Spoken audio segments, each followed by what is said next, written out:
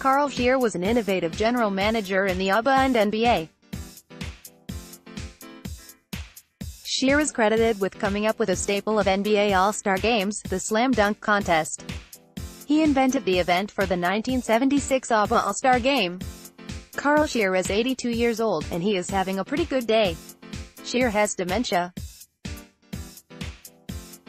The man who invented the All-Star Dunk Contest and who ran the Charlotte Hornets during their glorious first season now is a permanent resident in a Charlotte nursing facility. For decades, Scheer boasted one of the sharpest minds in basketball. Now that mind is betraying him. On some days, Scheer doesn't talk a lot. On others, like this one, he talks more. I greet him at the nursing facility, sit down by his wheelchair and ask how he's doing. "I've got 2 jobs," he replies softly. "I worked 2 to 12 yesterday, so I'm exhausted." He doesn't really have 2 jobs.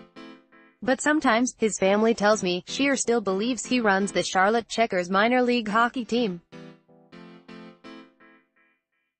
Scheer always valued others' opinions, so he will ask some of the facility's other residents to help him make decisions about the team. Sometimes, he also still believes there are some basketball contracts he needs to negotiate. Scheer loves seeing Bailey, the family dog that his wife occasionally brings in for a visit, although he doesn't always remember the dog's name. But he's still Carl Scheer. At the nursing facility, I talk with Scheer and his wife, Marcia. She lives alone in a nearby apartment complex and visits her husband of 59 years nearly every day. She and the Scheers' son, Bob, gave me permission to write about Carl Scheer's health and encouraged me to visit him. Scheer's gaze is elsewhere, but then he suddenly looks at me with intensity. "What kind of contract do you have?" he asks me. "A handshake agreement," I say. Scheer grimaces slightly. He looks a bit sorry for me. "Not enough?" I ask. He smiles.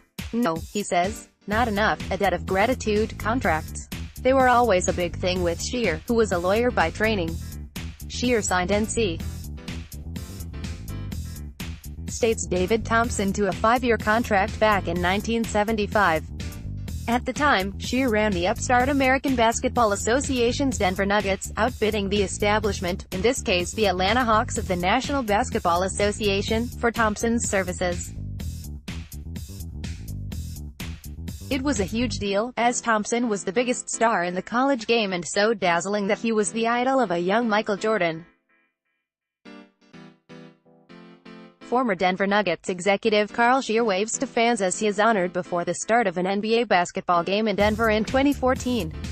Scheer ran both the Nuggets and the Charlotte Hornets during his career, and both those teams have honored him. Scheer, 82, lives in Charlotte and has dementia.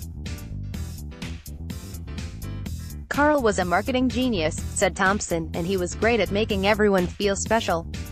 When I went out to Denver for the first time, he wined and dined me, gave me a real red carpet treatment. When I went to see the Hawks, it wasn't like that. I met them in a McDonald's. The money was about the same in both places, but Carl had a way of making you feel wanted." It also helped that Scheer signed Thompson's friend and point guard at NC State, Monty Toe, to a contract with the Nuggets. A little more than a decade later, Scheer was running the Hornets. He actually did have 2 jobs back then. He directed both the team's basketball operations and its business side. He told The Observer in 1988, just before the Hornets' first game, "My greatest fear is that somehow or another we'll not be able to sustain great enthusiasm for the NBA in Charlotte." After the Hornets succeeded beyond everyone's wildest dreams in their first season, selling out almost every game in a 24,000-seat arena, Scheer wanted a multi-year, guaranteed contract to stay in Charlotte. Hornets owner George Shinn said, "No, Shinn had a rule at the time that he only offered guaranteed contracts to his players, although he would break that rule several times later in his career." So Scheer left Charlotte in 1990 to go back to Denver, where the Nuggets had offered him a 5-year guaranteed contract to return. Scheer eventually came back to the Carolinas and to Charlotte though. He ran 2 different minor league hockey teams. He shepherded the building of a 14,000-seat arena in downtown Greenville, South Carolina. He eventually worked once more for the Charlotte Hornets, this time in community relations, repairing wounds that had opened during the team's tumultuous years under owner Bob Johnson. Charlotte owes Carl Scheer a debt of gratitude, said former NBA Commissioner David Stern, a friend of Scheer's for more than 40 years. The All-Star weekend coming up there is very exciting. Carl Scheer provided a lot of the reason why a weekend like this can be in Charlotte at all. Former Charlotte Hornets general manager Carl Scheer left, and team owner George Shinn answer questions, in 1990. Scheer wanted a guaranteed contract to stay in Charlotte. Shinn refused to give it to him, which led to Scheer's departure. The two men eventually made up. Shinn and Scheer made up after the contract dispute that broke them apart, and Shinn ultimately hired Scheer again to do some consulting work in New Orleans. Said Shinn, who convinced the NBA to expand into Charlotte in 1988 and then watched a streak of 364 straight sellouts at 23,698-seat Charlotte Coliseum begin during the Hornets' first season. A lot of the things that were done right, I got credit for them. But I'll admit most of them weren't my idea. Once I got the team, it was all Carl. The dunk contest. Carl's son, Bob Scheer, lives in Charlotte and works uptown at the McColl Center as the vice president of development. He calls his father his best friend. I was his son, and then I became his business partner, and now his caregiver, Bob Scheer said of his father.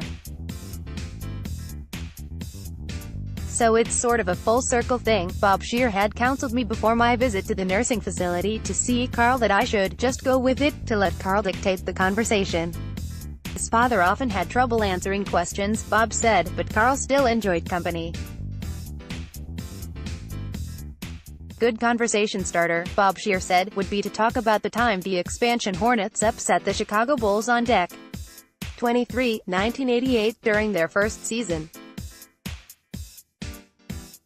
He was the happiest I'd ever seen him that night, Bob Scheer said, because that was his little team, beating Michael Jordan the first time Michael Jordan came back to North Carolina as a professional. It was one of the greatest nights of my dad's career, so as we sit together, along with his wife, I asked Carl Scheer about that night in 1988.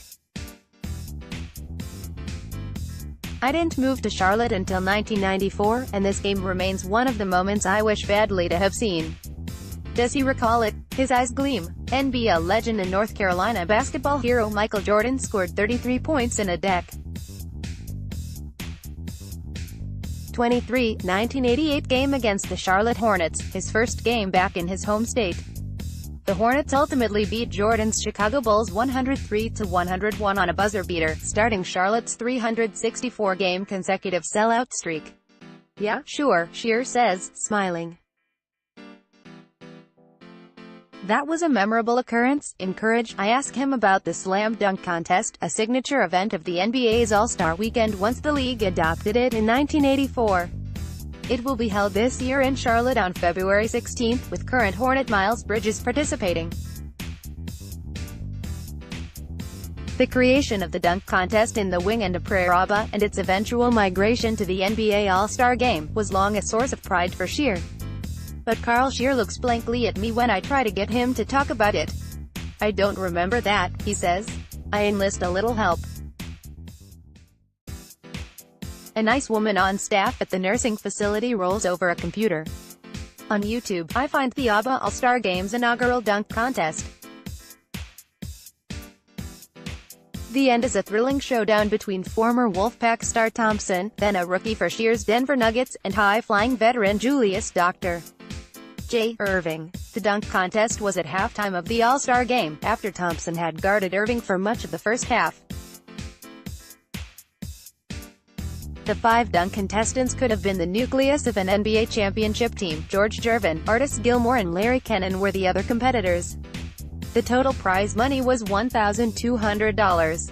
Scheer watches the screen and brightens. That's David Thompson, Scheer says as Thompson slams home a 360-degree dunk. It was a move so new at the time that the announcer doesn't know what to call it and twice labels it a twist-around slam dunk, NC. State's David Thompson soars to the basket against Virginia in the 1974 ACC tournament. As Denver Nuggets general manager, Carl Scheer was able to lure Thompson to the ABA rather than the rival NBA. "He was on our team," Scheer says of Thompson. "What year was that? 1977? He almost nailed it perfectly. The year was 1976. Scheer watches the action closely for a couple of minutes. At one point, Irving takes off from the free throw line and dunks, a move that Michael Jordan would famously repeat a decade later. Thompson would later tell me about this moment, when Dr. J took off from the free throw line, with his afro blowing in the wind. I knew it was over.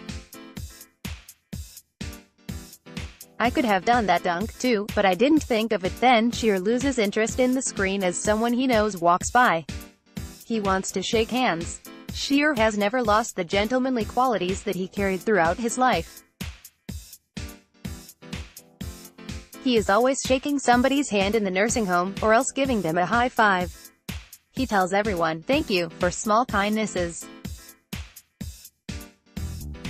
He told me, "Thank you," repeatedly for writing this story, even though at the time it wasn't yet published, and he is no longer able to read. Carl Scheer and his wife, Marcia, have been married for 59 years. They met as counselors in a summer camp. Scheer looks away for a while. A minute later, he looks at me again. "Do you like baseball?" Scheer asks.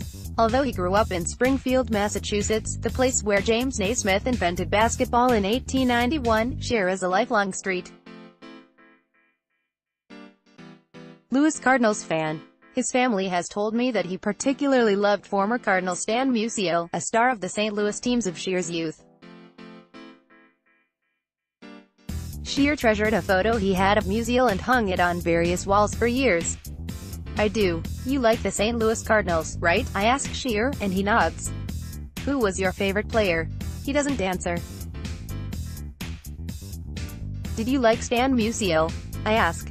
"You know, Stan the man." Scheer doesn't respond to the mention of Musial, a legendary baseball Hall of Famer who died in 2013. I mention a couple more things about Musial to Scheer. His face lights up again. "I think he's stopping by later," Scheer says. "He'd like to see you." The World Health Organization estimates that around 50 million people worldwide are living with dementia. Scheer has dementia with Lewy bodies, which according to the Mayo Clinic website is the second most common type of progressive dementia after Alzheimer's disease. In Scheer's form of dementia, protein deposits, called Lewy bodies, develop in parts of the brain that are involved in thinking, memory and motor control. Besides the decline in mental abilities and occasional hallucinations, people with this form of dementia also can experience symptoms similar to Parkinson's disease, like tremors or slow movement. Oleg Cheremison works for Atrium Health in Charlotte, where he is both a psychiatrist and an expert on dementia in all its forms. He doesn't know Scheer and hasn't treated him, but spoke to me generally about dementia. "If we live long enough, most of us will get some form of dementia, and it's usually Alzheimer's," Cheremison said. "Once we get to around 80 or 85 years old, at least 50% of us will have dementia. Most of the time it starts with forgetfulness, struggling with things that were no problem before. It's a difficult journey for everyone involved. We can treat some of the symptoms, yes. But it's not technically curable, treatable or manageable." Scheer has been living in a nursing facility for about 18 months, moving out of his home once he required so much care that even his wife and a rotation of in-home nurses couldn't do it all. Although Marcia Scheer visits her husband nearly every day, as he has declined in health, it has become harder for her to sit with him for hours and hours at a time. The moments when Carl is Carl again happen less often, and she doesn't want to cry in front of him.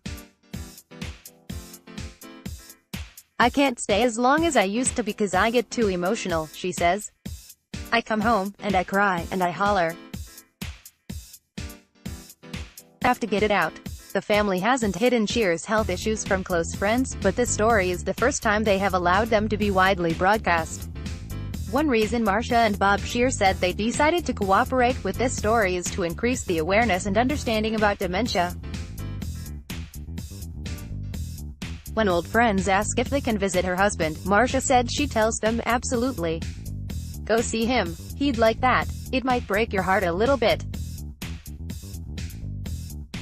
but go. Scheer was diagnosed with dementia about 4 years ago, according to his son Bob, and had some of the symptoms a couple of years before that. Once an avid runner who had completed several marathons, Scheer had begun to shuffle when he walked. The shuffling caused him to trip once, and the resulting fall put him in the hospital. A doctor there examined him and suggested he be checked for dementia. It was around that time that Scheer retired from his part-time job with the Hornets. The Hornets held a fancy retirement party for him in the summer of 2015, and close to 200 people showed up. Shin flew in for it. At that party, Bob Scheer was going to give a speech. While writing it, he remembered that early in his father's career, back in the 1970s in Denver, Carl Scheer was prone to fudging attendance numbers when they didn't suit him. Bob Scheer is the son of former basketball executive Carl Scheer, who has dementia. I was his son, and then I became his business partner, and now his caregiver, Bob Scheer said. So it's sort of a full-circle thing. About the third quarter, somebody would always bring him a little piece of paper, Bob Scheer said, chuckling. And that was the attendance. And he would cross it out and put the new attendance on there, just a little higher, every time. At the party, Bob Scheer said, I heard there were going to be a couple of hundred people here, which is awesome. So my dad would like to announce the official attendance, 17,423. Carl Scheer laughed at this line harder than anybody. In fact, he loved it so much that he said he wanted Bob to tell that joke again, on one particular day. So if sometime in the distant future you attend Carl Scheer's funeral, Bob Scheer said the story about his dad and the attendance numbers will be the first joke in his eulogy. After all, he promised his father. NC State's David Thompson left shoots over North Carolina's Bobby Jones in 1974. Carl Scheer would employ both men with the Denver Nuggets. He would later say trading away Jones was one of the worst personnel moves he ever made. It changed my life. What did Carl Scheer do besides invent the All-Star Dunk Contests, help forge the NBA-ABA merger, build an arena in Greenville, South Carolina, and run the Charlotte Hornets during year one, still considered the most spectacular season in team history? Okay, take a deep breath. Carl Scheer was also black small square A basketball broadcaster for Guilford College in Greensboro. Black small square and assistant to then NBA Commissioner Walter Kennedy, who at first refused to hire him in 1968 because Scheer didn't know how to type. Black small square the general manager of the ABA's Carolina Cougars, from 1970 to 74, where he first hired Larry Brown as a head coach. Black small square the general manager of the ABA's Buffalo Braves. Black small square the man who traded Charlotte's Bobby Jones away from Denver. He would later rue this decision. Black small square the general manager of the Los Angeles Clippers. Black small square the commissioner of the Continental Basketball Association. Black small square the director of two minor league hockey teams, the Charlotte Checkers and the Greenville Growl. Scheer was also the man who picked Del Curry, who would eventually set the Hornets' all-time scoring record, in the expansion draft for the Hornets in 1988. In that same draft, Shin said, the owner wanted to make sure the Hornets also drafted 5'3" Muggsy Bogues.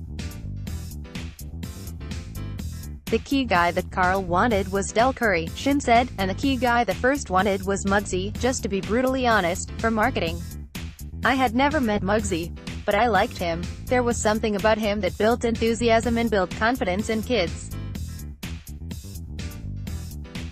I told Carl, you get who you want, but I want Muggsy Bogues. Both would become standouts in Charlotte.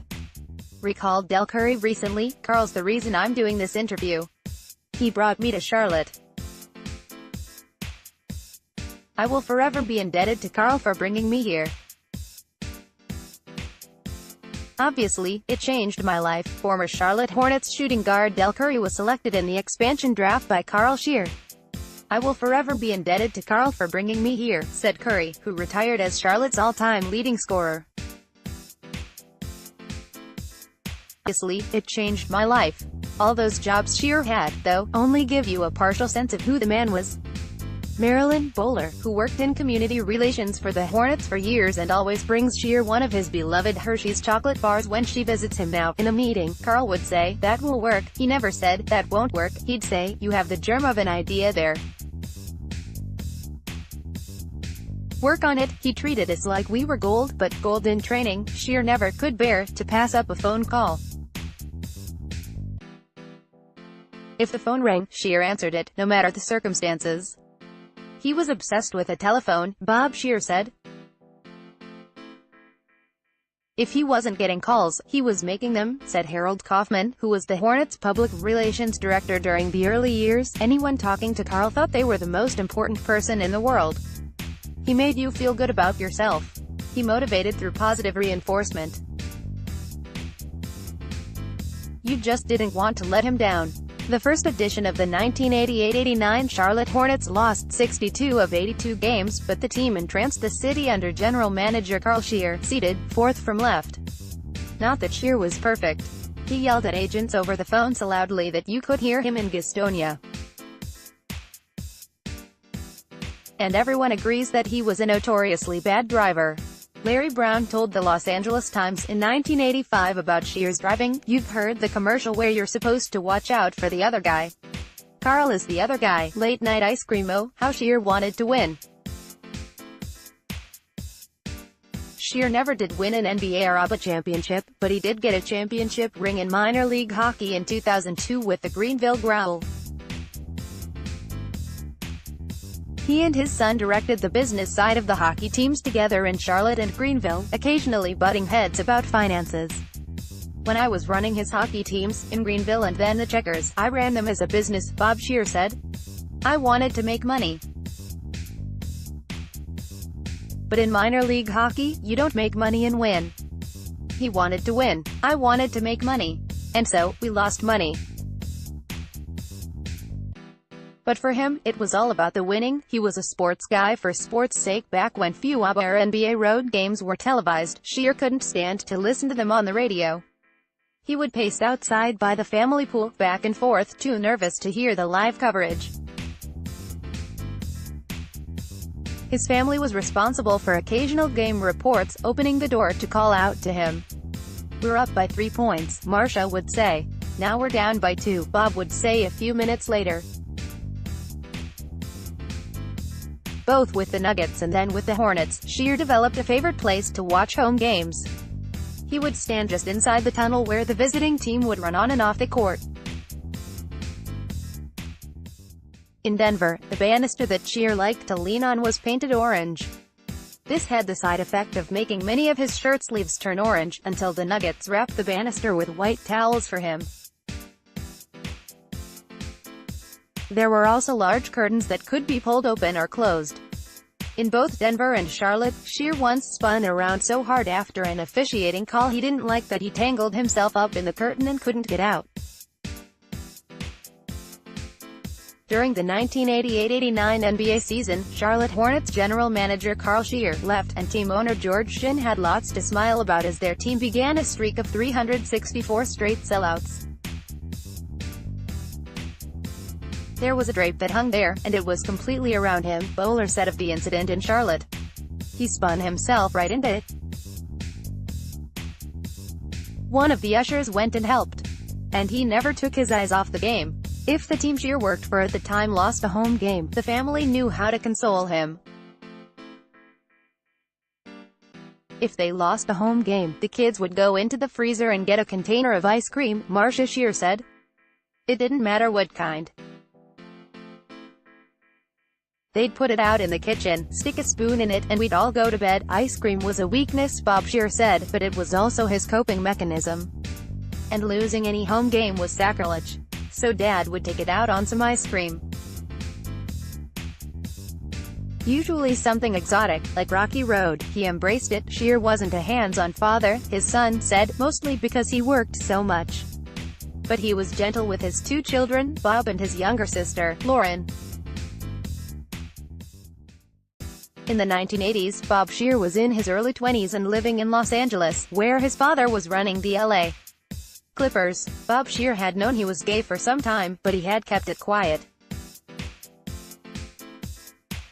"I didn't really come out," Bob Scheer said, "but my dad found a letter in my room.